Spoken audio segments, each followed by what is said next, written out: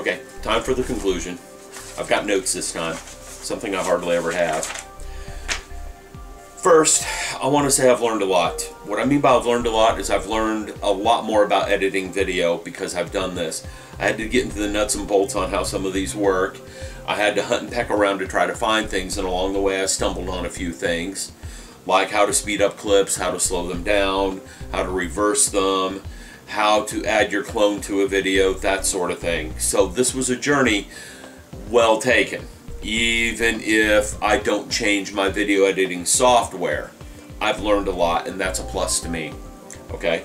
What I'm going to do is I'm going to run through each product, listing its pros and cons. What I think is good about it, what I think is bad about it. Okay? First off, almost all of them had some common themes. They had a timeline. A few of them, the timeline was hidden, but if you click around a little bit, you can find it. Like on Elements 8, the timeline isn't there. They like to do a scene line. There's so much more you can do with the timeline than the scene line with editing effects. Okay, so let's start with Elements 8. Okay, here's a few screenshots of Elements 8.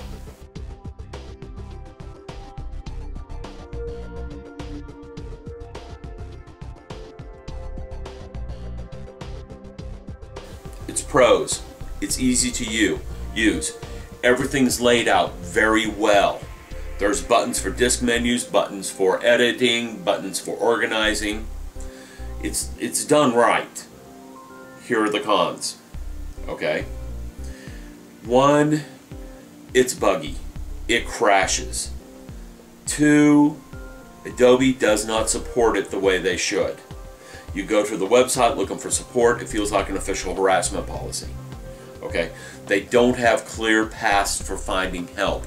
What little help they do have tells you to disable your computer. That's not good to me. Okay. Another con. When you open the menu for importing videos, this could have been done a lot better. It could open an Explorer window, let you select multiple things at once instead of one at a time.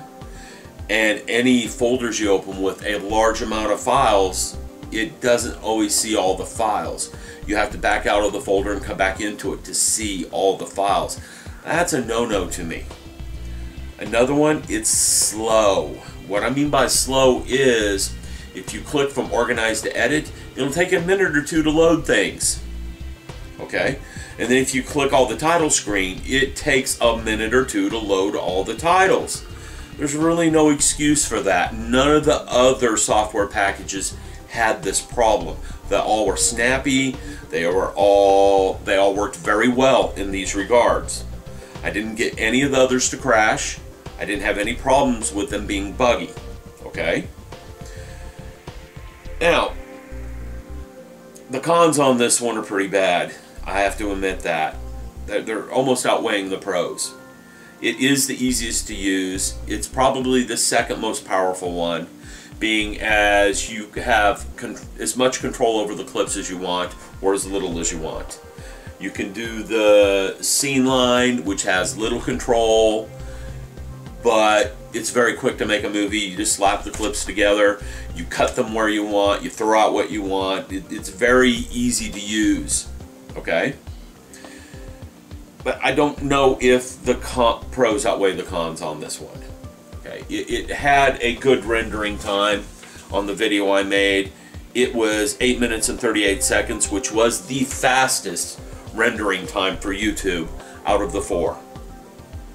Which is pretty good because some of the others were optimized for the processor I have and for the type of video clips I'm using, and this one was not. So it had the quickest render time. Okay? And it produced fairly good results. When you get on YouTube, the videos look fairly decent. So it's not doing a bad job, it's just buggy. If they would fix the software and give it good support, this would be a thumbs up all the way across the board. It would be my #1 recommendation.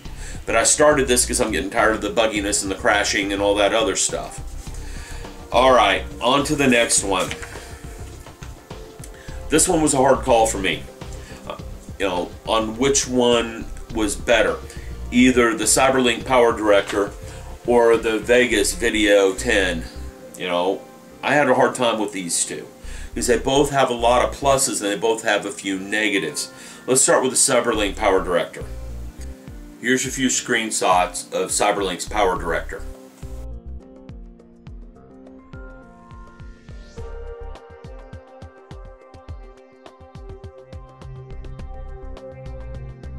It's the second easiest one to use. Things are laid out very well with it. It has a lot of special effects that come with it. Okay? Something that Element has motion tracking. It will automatically detect motion of objects in the video, and then you can tag things to follow that motion. Like you wanted to fuzz out a license plate, you could get it to actually track the license plate in the video and fuzz it out. Okay? Cyberlink Powerdirector has some of that built in too. Alright? It has particle effects, the same thing they call motion tracking in Elements 8. Okay? Here's a bonus for it. It has a much more robust support structure. It has a good online community. What I mean by an online community is there are people out there designing particle effects, designing title screens, designing all sorts of other things. They're uploading them to a website that Cyberlink is providing, and you can download these things and put them in your videos for free. That is a big bonus. It allows you to really customize videos over what it came with. Both Elements 8 and Cyberlink Powerdirector came with Smart Sound. I don't know if any of you guys are familiar with Smart Sound, but it comes with royalty-free music, and it will adjust the music to the length of your video. Now, I forgot when I was playing with Powerdirector a few minutes ago to see if I could adjust the sound volume on the videos very well.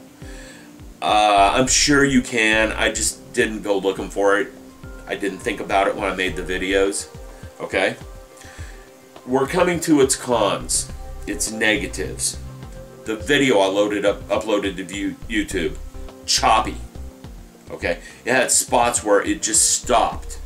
That is not good. That is almost in the sense of the bugginess that I was getting out of Elements 8. That is not a good thing for me. It should render video and upload them just like the others, and it didn't. It seemed to have a lower video quality on the rendering. Speaking of rendering time, its rendering time was 8 minutes and 49 seconds, which isn't that much longer than the Elements rendering time. Okay, if you're worried about rendering time between those two, there was no difference, in my opinion. A few seconds here and there, you know, we're talking 9 seconds. That's not going to kill you. Of course, that's only a 5-minute video, but that's still a pretty fast rendering time. Okay, so a big negative to me where it is distorting the videos as it's rendering them. That's almost a killer thing. It's putting it not near the top of the heap. Okay. This gets me to the Sony product, Vegas Video 10. I forgot the exact name, but I can look it up real quick. It is Vegas Movie Studio HD Platinum 10.